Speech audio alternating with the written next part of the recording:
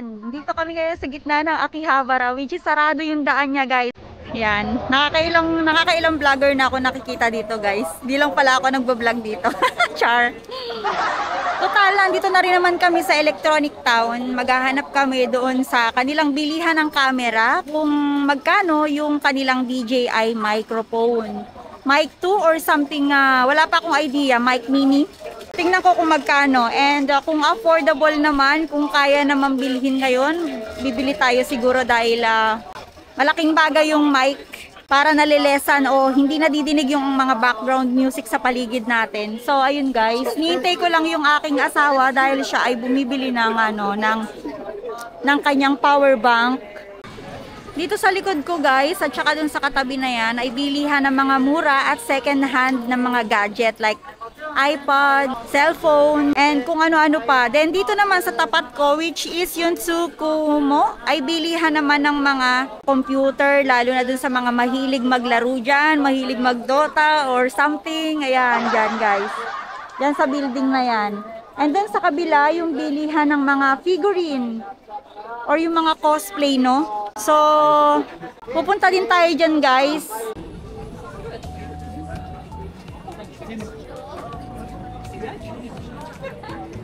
Ayun siya guys, nandito kami ngayon sa bilihan ng mga figurine. Yung mga anime figure yan na tax free siya guys, tax free. Tax free siya guys sa mga foreigner, no? Kaya sa mga turista dyan na gustong pumunta dito, yan. Pwede kayong magpunta dito ng walang binabayarang tax. Ayan guys, sa mga Luffy. Tax free siya over 5,500 yen. So kung lowest 5,500 yen ang bibili nyo, obligado kayo magbayad ng tax. Pero kung 5,500 yen pataas, tax free na siya guys. Ayan guys, papunta na tayo ngayon sa bilihan ng mga bargain na camera. Vintage camera pero bargain siya sa price, no? Siyempre sobrang old na rin kasi. Ito siya guys.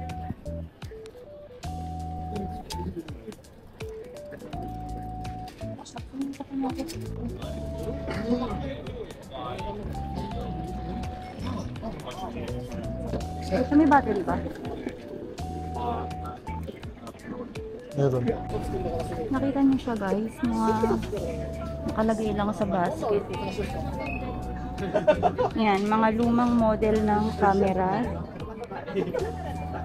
This is 26,000 yen.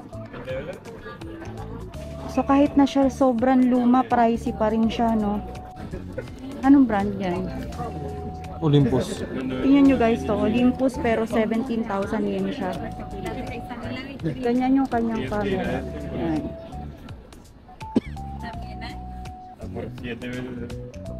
Basag yung spring.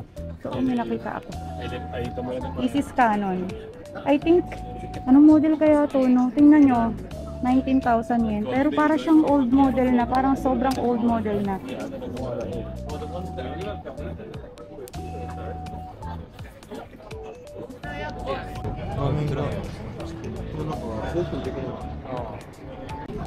So yan guys, itong bilihan ng mga bargain camera na ito ay matatagpuan dito sa malapit sa Moss Burger. So ayan guys, yung pangalan ng kanyang store guys. Impias Camera Market. Dito nyo siya matatagpuan. So dito nakabili yung aking panganay na anak ng old camera dati. Halagang ichimang yen yata yun mahigit o 10,000 yen mahigit. Dalawang lapad pala, 20,000 yen yung pagkakabili ng anak ko. Na talagang gustong gusto niya yung vintage nung kuha ng camera, na yung capture ng camera.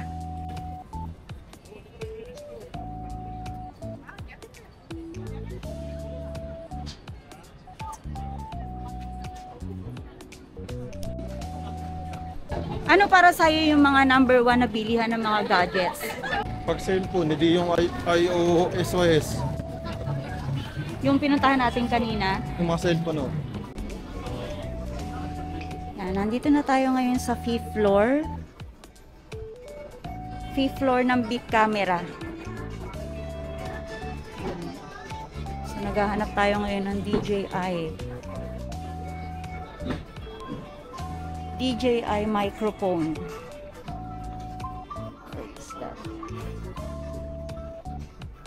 Puro mga camera dito guys. Wala pa tayong nakikitang video. Okay. Oh.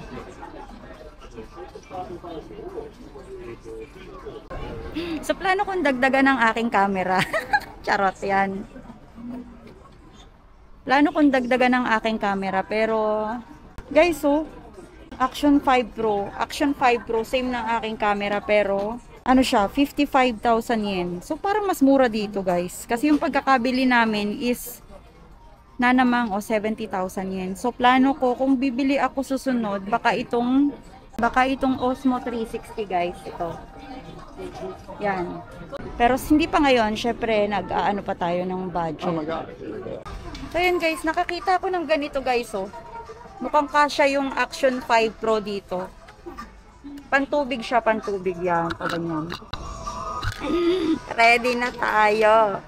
For only, ayan guys. Hindi ko alam kung alin dito yan. So tatawag tayo ng staff para malaman natin. Ah, simasen. これってアクション5に入るのかな？アクション5。対応。ちょっと待ってくださいね。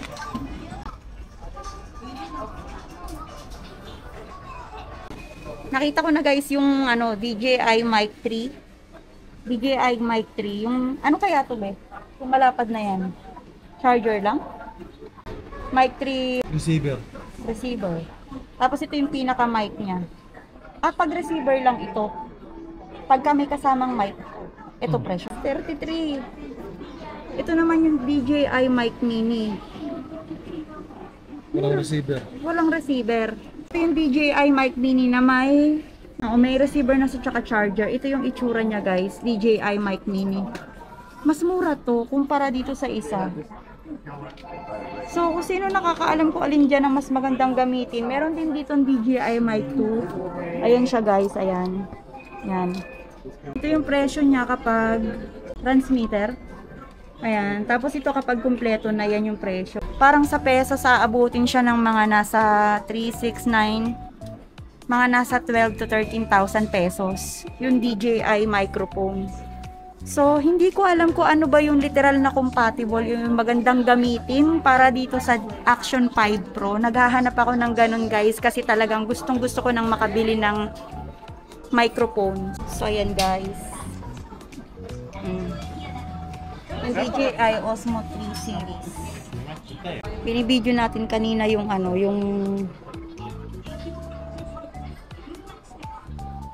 yung DJI na drone, kaya lang ayun, sinaway tayo ng babae.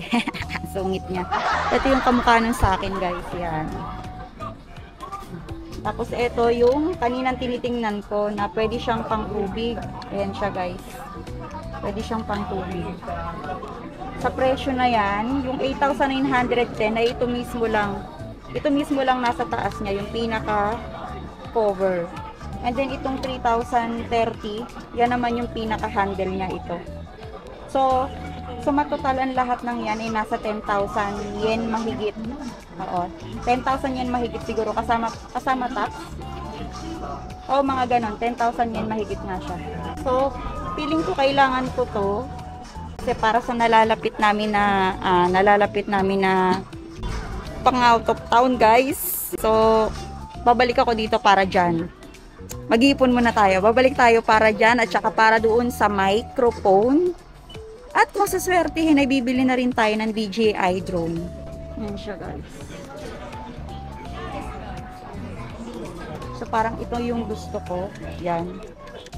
O kaya this one. Kaya lang medyo mahal siya guys. Nasa 50 lapad or 536,000 yen. So ayan guys. Bumalik kami dun sa lugar kung saan nakabili yung asawa ko ng power bank. Kasi yung power bank na nabili niya, mura lang yata yun, nasa Nissan yen, nasa 2,000 yen. So hindi siya okay. Madali siyang mag-init.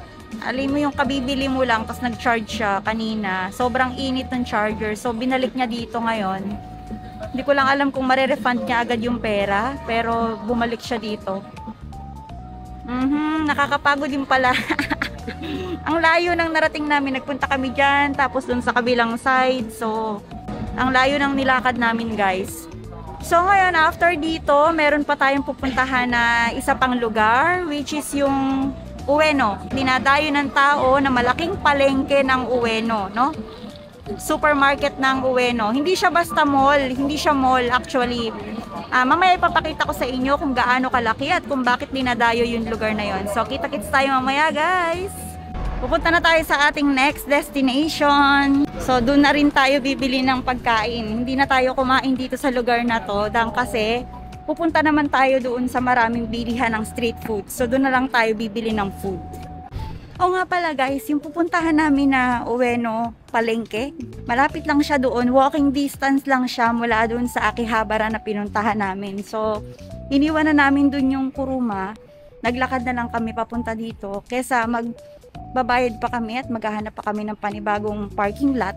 Mas madali yung ganun guys. Okay, 5 minutes na lang daw guys, nandun na tayo.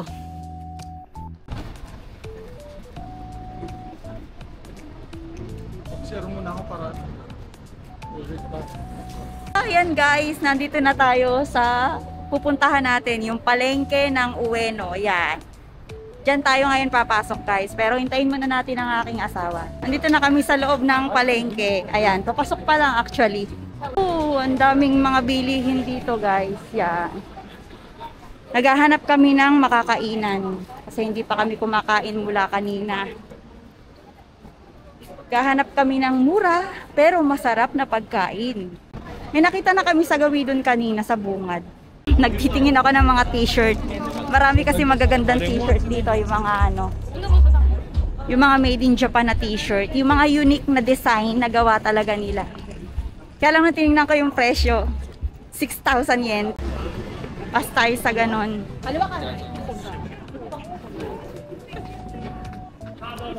Daming bilihan dito, may mga bilihan ng sapatos, mga damit, pagkain, souvenirs. Tingnan muna natin dito.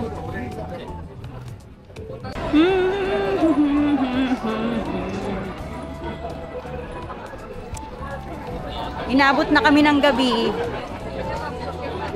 Alas 4 na ng hapon, pasado alas 4 ng hapon, pero ang dilim-dilim na. Hahaha. Uy, seafood.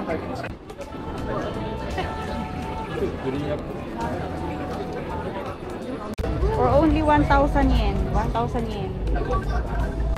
So made from the Philippines yata yan, guys. Ang daming tao, puro ano na dito Naluloka ako. Puro inuman na dito, guys. Hanggang dito, inuman din yan. Hanggang dyan, inuman din dyan. Ang daming mahilig uminom. Ang daming mahilig uminom. Doon lang yata kami sa bungad makakakain. Nakita tayo lobster, guys. Lobster, oh. Ang lalaki ng mga mga alimango.